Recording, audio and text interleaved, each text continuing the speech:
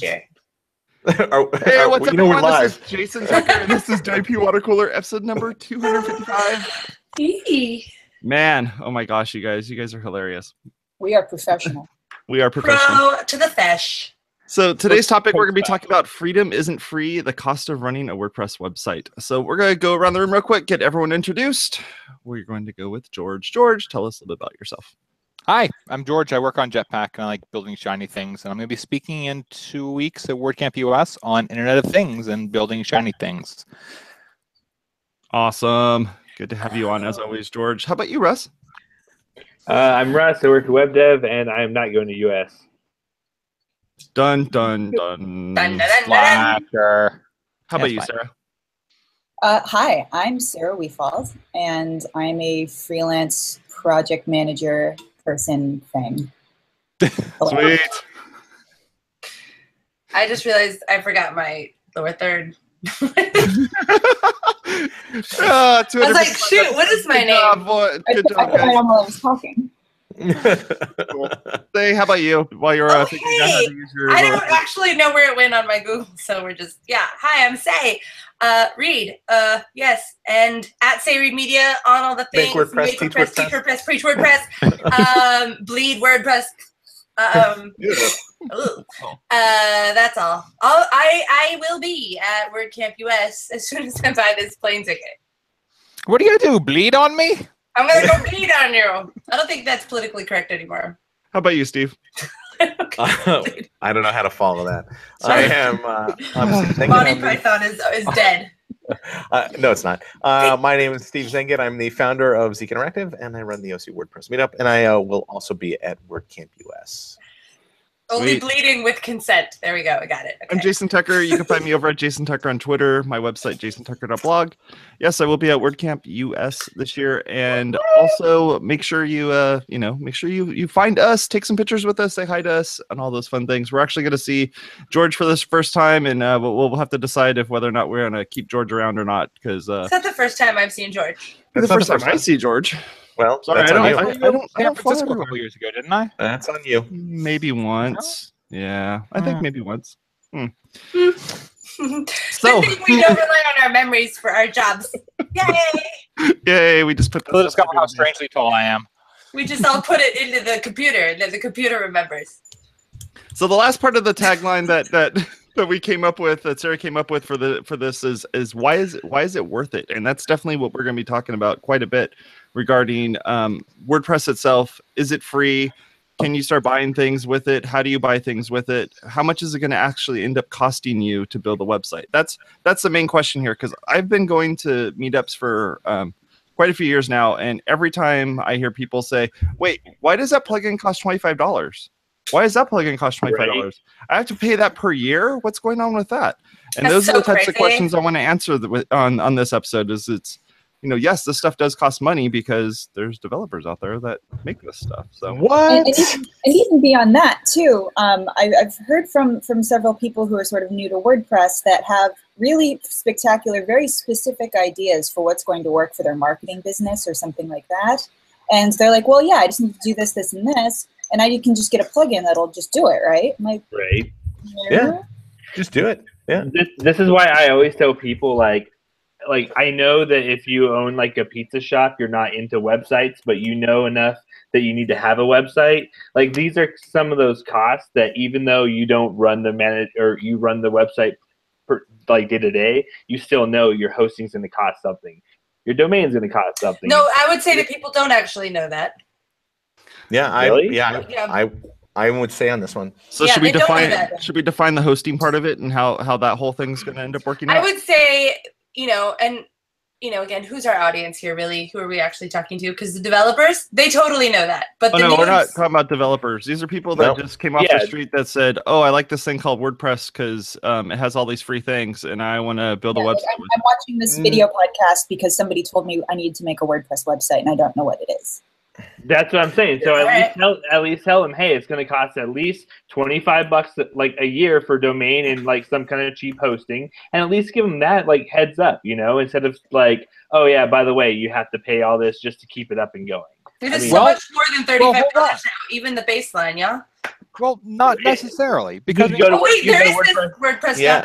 WordPress.com. Yeah. everything is arranged and everything is trade-off. So if you're willing to have mycoolsite.wordpress.com, hosting could be free and it could give you a lot of stuff with it. I understand. Ad thrown on occasionally, but if you want to have your own custom domain name, you could still keep it at WordPress.com, host it on your own WordPress, wherever you want, but everything is a decision and everything is a trade-off, whether it's going to take you more time, whether it's going to take you some money, whether it's going to take you just effort from digging through things and installing some plugins. The point I was getting at is like when people, like Jason was saying, they come to meetups and they're like, wait a minute, like some of this actually does cost money. I try to be straight up with them and say like, yeah, there is going to be a little bit of money involved. Like You mean they can't get their entire business and web presence to run for free?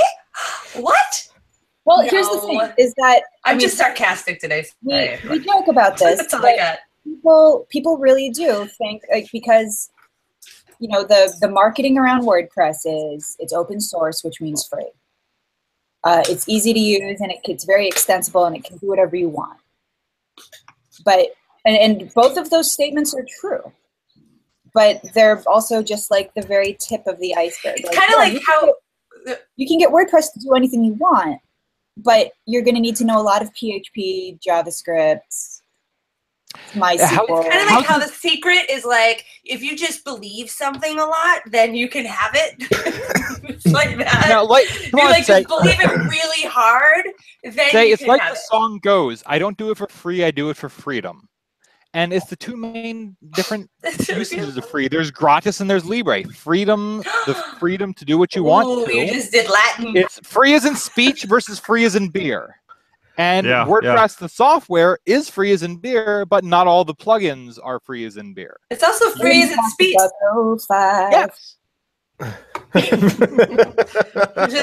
just doing that. I've been waiting for somebody to say that. Because really what we need to be talking about right now is someone getting drunk on free beer and then exercising their free speech. That's going to end really well. That never happens. No, that does. It does happen. So what are the base costs then when it comes to the hosting part of it? Like what George was saying, if you just wanted to have this hosted on WordPress.com, have a custom domain name, at that point you're talking about the cost of the domain name and the free hosting from WordPress, right? And like something small for them to actually let you do the custom domain name to it. Yeah. But yeah, it's like $25-30 a year if you want the base personal package or something. Yeah. But again, you don't even need that. You could just say, I like to make stuff.wordpress.com, or one of the great YouTube videos I've been obsessed over lately, primitivetechnology.wordpress.com, the guy out in the outback that just builds stuff out of mud and sticks and stones. And Well, I fell down a YouTube incidentally- hole, okay? and you never came out. That explains so much. So the next step So- after that is actually finding a web host, and there's like a myriad of web hosts that are out there that you could pick from. You pick one of them, you buy a domain name through either a registrar or through them, and then you get things going that way, right?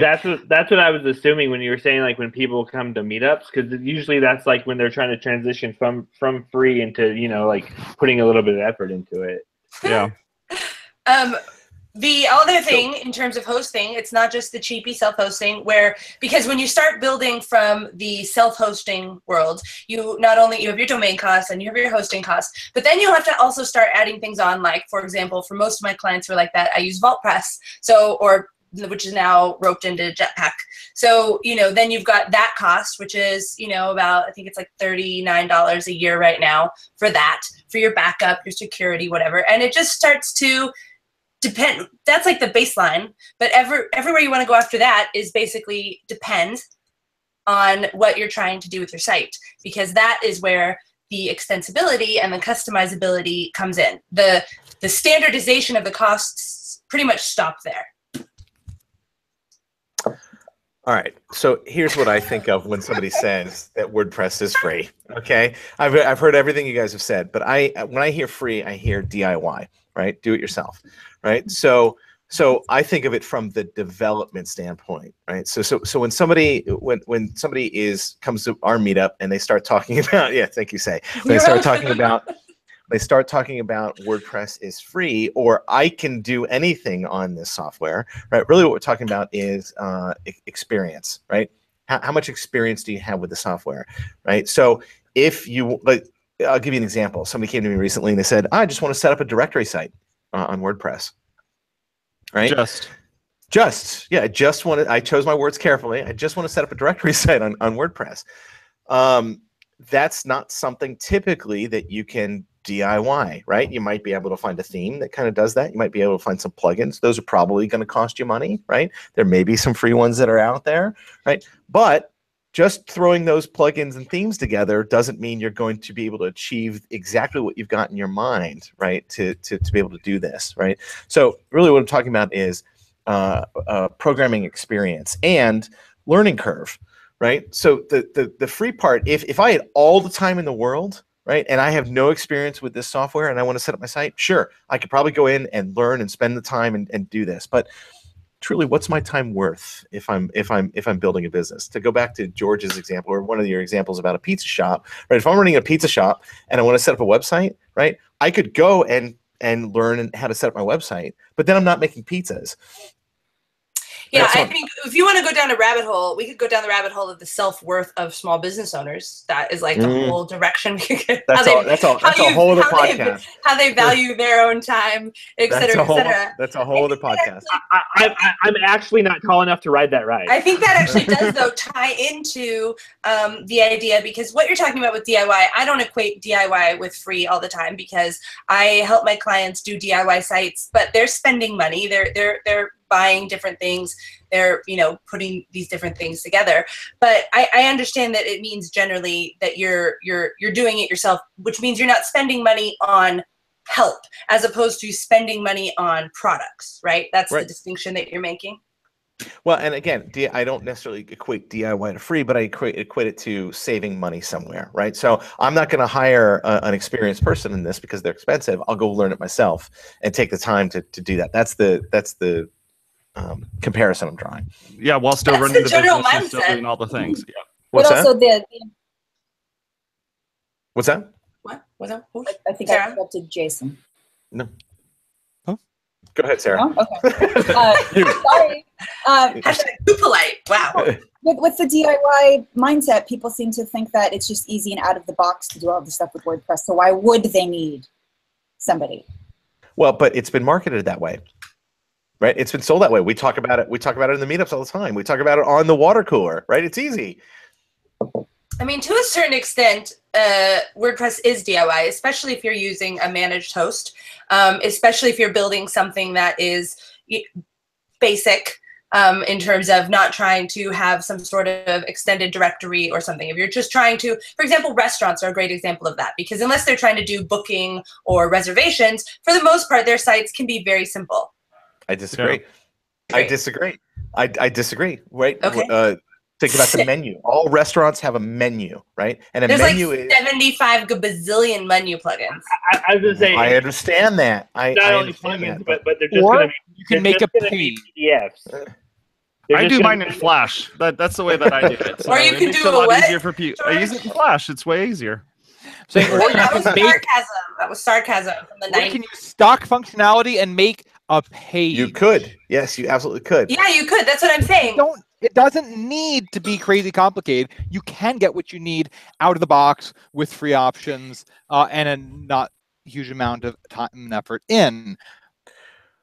Or you could. That is what I'm saying. It depends how much you want out of it and how much you want to put into it. But you can also, for example, I had a client. I had this client. She has this awesome shop, and she didn't have money to put into development. So, we built her a really basic shop using creating a contact form with Jetpack's contact form for her ordering system. So for the first year to 2 years of her business, she was, selling at different vendors and doing ordering online through a completely free, extremely basic, non-customized site. And that worked for her. And that had all the information that she needed for her clients. Now, she now has a shop and is growing and whatnot, and hired someone to build her the customized stuff with the fancy pictures and the horizontal and the parallax and the blah, blah, blah. But you know, she didn't start out that way. And for a lot of people who are, a budget is an issue, and if they're trying to make the distinction between do they buy more pizza dough and tomato sauce or do they pay the web developer, you know, that's when the decision becomes they're going to just, you know, have the basic site and make the pizzas so that they in the future can pay the web developer. But again, it depends on your goal, right? And when I talk to my clients, I talk about a vanity site versus a custom site. A vanity site is just a digital billboard, right? If your goal is just to put up a website and ultimately you just want somebody to call, to make a phone call, right? Or to find you, that's pretty easy to do. That's a vanity site. As soon as you want something custom, right? Then you're talking about breaking out of default WordPress. How is that a vanity site? I have a problem with that terminology. Actually. That's just what that's the terminology that I use. See, I call it like a basic site because I feel like that's like, you know, you're using pages and posts. I usually call them a brochure site because that's kind of what it is. Me too, yeah. Same thing. Brochure. Yes. Yeah, but vanity site sounds like it's a vanity license plate, so which you are doing customization to. So I want to go back to or the vanity sticks. So one thing about this I've been hearing quite a bit is us talking about just the fact that you can just install a plugin, and if you don't even know what a plugin is, you barely even figured out what a theme is. Exactly. That's when it's like, oh well, it's really easy. You install this like quick menu restaurant, you know, thing or something like that, and then you get these boxes, and you're like, oh, what's a short code? And I got to figure out how to use a shortcut. Like by the time you're done, this poor person who just flips pizzas all day long has to figure out like, how do I get this thing set up the right way? I like pizzas, right? That's how you do it, right? I just like that our example site is a pizza shop. I'm really enjoying that. That's what this has become here. It's a pizza maker is trying to make a website. I mean, a pizza maker can actually get confusing because we're talking about like, you know. And here's the thing. Here's what I'd say to the pizza maker if he was on this episode is I can't make a pizza, right? You could put all those ingredients in front of me. I have no idea how to make a pizza. I could totally make a pizza. For the record, though, there are a pizza shop could actually have a very simple site because they're probably going to be integrating with something like E24 or Grubhub and not actually even hosting any of their own ordering stuff. So all they would have to have is post some pages talking about their quality ingredients for SEO and that type of thing. Except just put this iframe on this page to have a good day. Except as the pizza shop owner, they might look at Grubhub or one of those other services and think about the markup that they have to pay for something like what's the Yelp takeout ordering system? Yelp E24. Right? Okay, so they have to pay for that, right? Yelp takes a cut. Yeah, they do. But let me tell you, I'm someone who eats from a restaurant that has both E24 and a website where you can order. That website sucks, and I will never use it. All right, Sarah, go. If we're going to go with this pizza shop extended metaphor, let's add something to it that somebody actually asked me at the design meetup a couple weeks ago. They wanted to be able to have an affiliate program on their site. That's not easy. So, but the impression that this person had was that it was going to be very easy to do this because it's WordPress and it's open source. Therefore, everything is easy to do. Just install a plugin. Where did the person find that out? Like, because what web developer or what WordPress person said that? Like, I feel like that's a bit of an extrapolation from reading, I don't even know what. It's not developers and WordPress people who are saying this. That's the thing. It's marketing. Yeah, it's marketers. But they may have Googled WordPress affiliates and found a free plugin for it, right? Oh, great, it's free. Well, I mean, to be fair, I don't know that they would actually Google WordPress affiliate. What's that, George? I said, to be fair, Pippin's affiliate WP isn't bad. I'm not saying it does work out. There are affiliate programs with WordPress, but they all sort of have their own way of working. And, you know, it's not something that I feel super comfortable setting up on my own. So finally after talking about everything, I'm like, you should probably just call Steve. And an affiliate program is not something you want to make a mistake on, right? You don't want to start on a platform that you're going to have to change later. Well, I mean, that's the case for a lot of these plugins where a client would get. I actually had a client with restaurant menus. She does a catering thing and was using different ones and got pretty far down with one, and then she's like, "No, this sucks," and had to rebuild, all of her menus and whatnot. But to a certain amount of extent, that's also her getting familiar with her site and learning how to use it. And if she's going to use it in the future, she can't be dependent upon a web developer all the time, because she has to be able to use it on the day-to-day. And if an update thing comes up for her site when she logs in to blog or post an update or something, she needs to be able to deal with that. Or she has to have someone who she's paying to deal with that full time. But regardless, she should know what those things are, and she should understand what it is, the tool that she's using. She should understand it. I want to bring this full circle, and I think this is why Say and Steve and I, we always say, like, you need to think about what you want to build before you try to build it, because this way it's going to save you like a lot of money, instead of like buying this plugin, buying that plugin, and then finding out, oh, that's not what you needed, you need this other one. I think like all that goes hand in hand together, right? Here's how you save money, by thinking about it just a little bit. Your phone agrees with you. Yeah. It's the pizza guy. I hate He's gonna get an affiliate sell though. It's gonna be awesome. So what we're saying basically is that it's not. It is, if you want the basics, right? You can have that, and you can have it for free. That's true. But like George said in the beginning, there are sacrifices. And like what Sarah's saying, if you're trying to build something custom, it's not going to be free, even if you are doing it DIY. Because, for example, with WooCommerce, right, you can get the base version, but if you're trying to do any shipping, with maybe you're using UPS, suddenly not free anymore. If you're trying to do other certain things with WooCommerce, it's not free anymore after that. So there's only a certain amount of stuff that you can do for free before you're taking up people's resources and you have to pay for them. Well, that's what I was going to get, where it's like, sure, that guy who wanted to like maybe just have like a directory site, like he puts it up for free, but then he's going to have an idea like, oh, I can charge for that. And then he's going to have to get into a payment gateway. Yeah. That's exactly where that conversation goes every single time. I want to be I've had many of those Yelp. conversations. I want to be the next Yelp. Because Yelp was totally built on WordPress, right? Yeah, and Yelp is such an easy business model, and they're totally monetized properly. It's working out well. It's not even like being like Yelp. They just like want to fix Yelp, and like they could just submit like a developer patch and like make Yelp better. But they're like, no, here's what Yelp is not doing, and I'm gonna rebuild it because it doesn't have like this button over here. Like that's what I feel like. I've had people come to me and say, listen, I want to build the next Facebook, and we're going to just throw in BuddyPress. Yeah, and it's like, do you know how many scripts live in India just to make Facebook work there right now? And they're like, no. It's like, yeah, that's a thing. Like, yeah, in those cases, you can show them a picture of one data center. You're like, here's one data center. Ooh, how much is that? That has to be like $25 a month, right? Do that, and then show them a scene from Mr. Robot. Yeah, I don't get that joke because I've never seen that joke. I'm sorry. Well, you saw. You need to watch it. Fell flat. If you're cool with never sleeping again, watch Mr. Robot. I'm not. Hey, Jason, what do you think the plugin on WP Watercooler right now that costs the most? What do you think that is on WP Watercooler?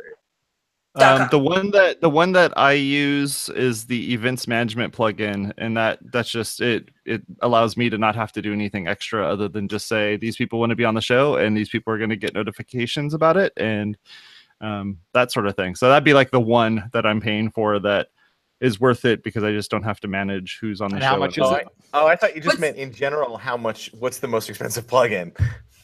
Yeah. No, I want to know what the most expensive plugin you're using is, Steve. This is a good question, Russ. I like it. I'll tell you the plugins that I pay for regularly. Events Calendar Pro, so ECP, Gravity Forms, ACF. Yep. Any kind of Yoast. Are we Premium. ever talk about ACF and Gutenberg? Is anyone talking about that? Just by the way, just a side note. Yeah. Just throwing that there. Okay. I pay for Beaver Builder. Beaver Builder as well, yeah. Trying to think of what other plugins here. I'll tell you right now. Hang on. Are you gonna go look it up? Yeah, everyone just sit tight. Watch me browse the web. So like the event management plugin that I'm using, they have a free version and they have a pro version. The pro version allows me to set up the bookings, so that way I can say these people are going to be on the show, and I don't have to like have you go and click on links or anything to be on the show, but it makes it so I can now display them on the front page of the website, so you can see all the people that were on the show. That's $75 a year just for that part of it. And that's not ECP? No, this is WP Events plugin. Okay. Yeah. Events Manager Pro. I named most of the plugins that we pay for. There's several WooCommerce add-ons that we pay for, too many to list, and then we also pay for a Seriously. plugin called Ultimate Member, just that because we're maintaining it. That's what it's called. I didn't name it. Yeah, you install it with Grunt. I'm sorry. It's just my brain does that. It's just what happens. It's okay. There's probably traceable, but it's Say you and I have the same sense of humor. I get it. And so those are the ones that I pay for. So some of my favorite, again, Gravity Forms, ACF Pro, but I also do WP Rocket. I love WP Rocket. And then the other one that we do is Custom Post Types UI Extended. That is a really good plugin. Yeah. It's not pretty, but it's a good plugin. I could get it for free because I know some people, but I I was still gonna say, Seriously. you work for the guy who wrote it. Hey, he's dog foodied it. Come on, guys. Yeah, I already had the license. I didn't want to have to do the whole switcheroo thing, and then Can't you just email Brad and say, hey, hook me up, bro? By the way, we didn't talk about themes and paying for those. I would say my last one is Migrate DB Pro. I think that's probably my favorite one that actually paying for is worth. You just like moving back ends around? All the time. I usually move them from the left to the right and then the right to the left. Sarah. I wonder how much of the challenge that people seem to have with paying for plugins and why things cost when it's open source and stuff like that. I wonder how much of it is sort of situational. Because like I was just thinking about my iPhone, and I have no problem paying like $1 or $2 for an app that does a thing I need. And there are people who spend lots of money on apps for like customizations, like visual stuff. But there seems to be a disconnect with doing the same thing for their website. I think we're used to paying for our phones, but the internet is, especially with like music, this is that same kind of problem. It's free, right? It's on there, it's free. And so this kind of idea, this concept, which is like this mental construct, it's not even reality. The music's not free. The plugins aren't free. We just feel that they are, or feel that they should be. But here's the thing, when it comes to a premium plugin, right? Again, I go back to what's your time worth, right? So if this is going to save you developer time or just save you time, right? What's your time worth? And we're talking about, right? The plugins that I named, might be a couple $100, right? A year, some of them, right? That's nothing compared to what you pay a developer. That's nothing. I mean that's like 2 hours of developer's time. That's free. Plus, or 3 hours or an hour or whatever, but plus a lot of those premium versions come with support. So not only can you get the better version of the plugin, but now you actually have someone to ask questions about the plugin to make your plugin work better. So that's actually a route I go with a lot of clients, and explaining to them, mostly with managed hosting, why they need that extra, why it's worth it to pay for that, because they will get help instead of just being fully DIY. So then they're DIY with a buddy. And if you like that plugin and you're going to be building more than just the one site, because now you've figured out how to use WordPress and everything, being able to do 2 or 3 or 4 different sites, sometimes even 5 different sites using the exact same plugin with the exact same licensing, because licensing allows for it. Now at that point, you're like, oh, I don't have to use different SEO plugins or whatever. I'm just going to use the one, and I'm doing local SEO. I'm doing this, I'm doing that. Okay, now you have Yoast and you have this, very specific package with them, and you're able to kind of, pay for that. So yeah, I mean, finding out how you can save money and being able to not have to pay for the same thing over and over again would help you out quite a bit. But do pay for those premium plugins, right? Yeah, don't you borrow dare. it from somebody. Do pay for those premium plugins. Don't Kai's Power Tools the WordPress developers, all right? And also, for the record, the cheaper knockoff ones, which are technically legal, the whizzes and the whatnots, those are unethical. Why legal? Technically unethical. So those don't count to me as buying a license. Just a little side note there. I want to make a plugin that's like that iPhone app called I Am Rich. It costs $1,000, and it's just as like a spinning GIF that says I am rich. I'm going to make that and put it in the plugin repo. Yeah, it's gonna be awesome. Hey, you should. The premium one version's like I am broke. Kickstarter for it. Yeah. You'd be like just like the guy who said, "I'm making potato salad." Oh, look at the time, folks! Look at the time. I only pay these guys a beer for 30 minutes, and then I have more than one. They're getting paid. I am a premium plugin, Jason. I'm just like I haven't gotten paid yet, Hey, this is not cool. All right, let's roll that Squarespace ad. Maybe All my right, so- affiliates. My name is Jason Tucker. You can find all our stuff over at WPwatercooler.com/subscribe. That's where you can find all the information about how you subscribe to this on YouTube as well as on the podcasting network. Are we off next week for Thanksgiving, Jason? I have no idea. Yes. Yes, we are. And the Yes, we following- are. we're all getting Thanksgiving. We'll see you at WordCamp US though. WordCamp US. Yay. All right, guys. Talk to y'all later. Bye-bye. Bye.